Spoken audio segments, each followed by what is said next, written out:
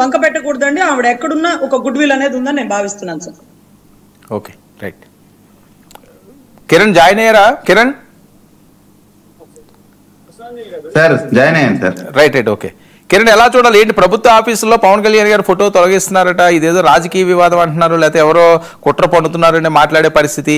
మరొక వైపు జగన్మోహన్ రెడ్డి గారు నిన్న హైదరాబాద్ బల ప్రదర్శనని మీరంటారు, అభిమానులు ఉప్పొంగి వచ్చారని చెప్పి వాళ్ళు అంటారు. సార్ మీకు ప్యానల్ సభ్యులు ప్రేక్షకులందరూ కూడా గుడ్ ఈవినింగ్ అండి.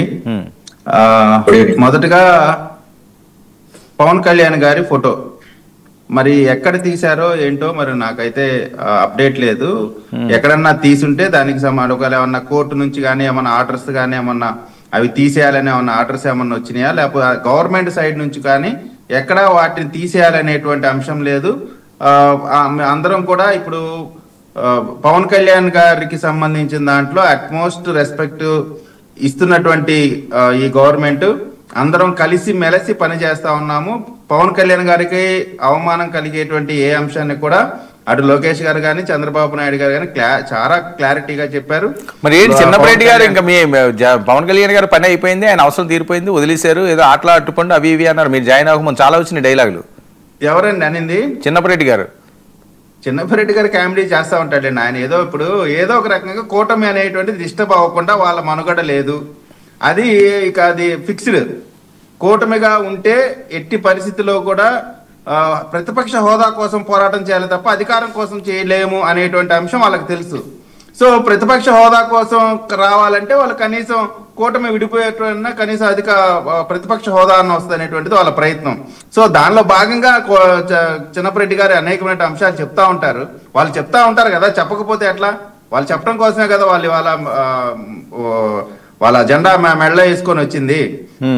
కాబట్టి పవన్ కళ్యాణ్ గారికి అవమానం చేటువంటి ఏ తెలుగుదేశం పార్టీ కార్యకర్త కూడా నాయకుడి యొక్క మాటను జవదాటినట్టే ఖచ్చితంగా నాయకుడి మాటని కాదనేటువంటి ఏ కార్యకర్త అయినా లీడర్ అయినా సరే ఖచ్చితంగా పార్టీ క్రమశిక్షణ ని వైలేట్ చేసినట్టే అతని పైన చర్యలు తీసుకోవడం జరుగుతుంది. ఏంటి జగన్మోహన్ రెడ్డి గారికి ఒక ఆంధ్రప్రదేశ్ లోనే కాదు తెలంగాణ రాష్ట్రంలో కూడా నీరాజనాలు పలుకుతున్నారు. ఎక్కడికక్కడ మొత్తం ట్రాఫిక్ జామ్ అయిపోయిన పరిస్థితి, నేనంతా రప్ప పోస్టర్లు.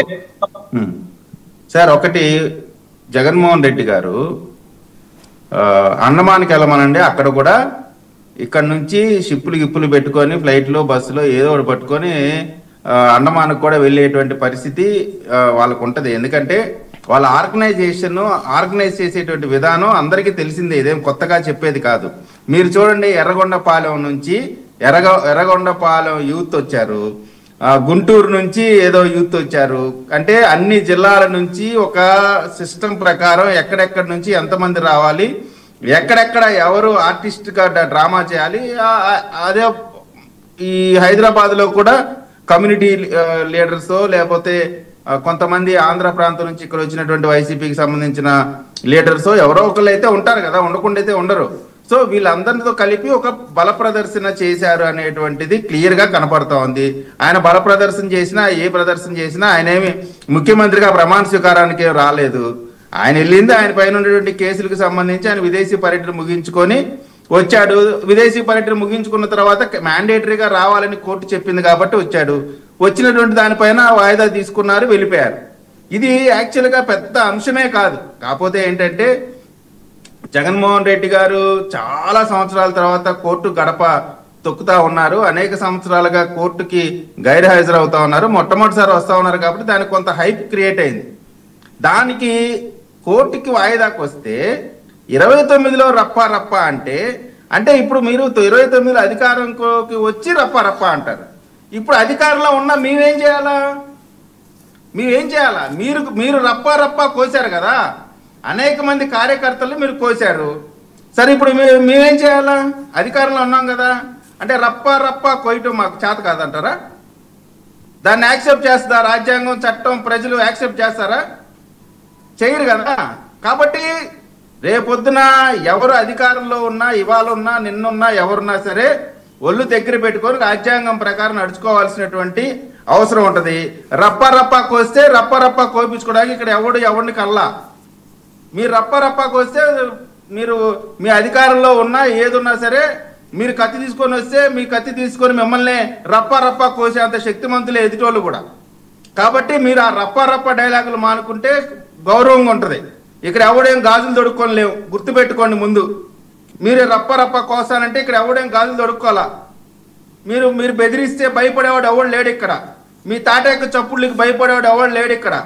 అర్థమైందా? ఇప్పటికైనా ఒళ్ళు సార్ ఎంత హ్యూమిలేట్ చేస్తున్నారంటే, ఎంత రెచ్చగొడతా ఉన్నారంటే, వీళ్ళు రెచ్చగొట్టేటువంటి ఈ అంశంలో గ్రామాల్లో, పల్లెల్లో, ఊళ్ళల్లో గ్రూపులుగా ఏర్పడిపోయి ఫ్యాక్షన్ ని రాష్ట్ర వ్యాప్తంగా ఏకీకృతం చేసేటువంటి కార్యక్రమం చేస్తా ఉన్నారండి. ఇది ఫ్యాక్షన్ ని పెంచి పోషించేటువంటి భాగంగా. ఎందుకంటే వాళ్ళ పార్టీని కన్సాలిడేట్ చేసుకోవటానికి లోకల్ క్యాడరు ఒక పక్క అభివృద్ధి సంక్షేమంతో వాళ్ళు ప్రశాంతంగా వాళ్ళ పని వాళ్ళు చేసుకుంటుంటే, అటువంటి అంశాల్లోకి పోకుండా పార్టీల పరంగా ఉద్రేకాన్ని రెచ్చగొట్టి ఊళ్ళల్లో గొడవలు చేయాలా, ఫ్యాక్షన్ ని మళ్ళీ ఊళ్ళల్లో తీసుకురావాలనేటువంటి ప్రయత్నంలో భాగంగా ఈ రప్పాలు. దీన్ని నిజంగా అందరూ సార్ ఒక్కటి నేను చెప్తా ఉన్నాను, వీళ్ళ పైన చాలా కఠినమైన ఈ బెదిరింపు ధోరణికి ఒక ఎవరో చూసా, ఇది జూనియర్ ఆయన పేరేంటి అల్లు అర్జున్ గారి అభిమాని ఎవరో రాసుకున్నారంట. మాకు కూడా చాలా డైలాగులు ఉన్నాయి, మాకు సంబంధించిన హీరోలు కూడా చాలా డైలాగులు ఉన్నాయి. అవన్నీ మేము కూడా రాసుకొని అనుకోండి. వెంకటేష్ గారు very good evening sir. Sir ఎలా చూడాలి ఈ రాజకీయ అంశాలు? ఒక పక్క ఆ ఫోటోలు తొలగించారని చెప్పి అదొక వార్త, మరొక వైపు జగన్మోహన్ రెడ్డి గారు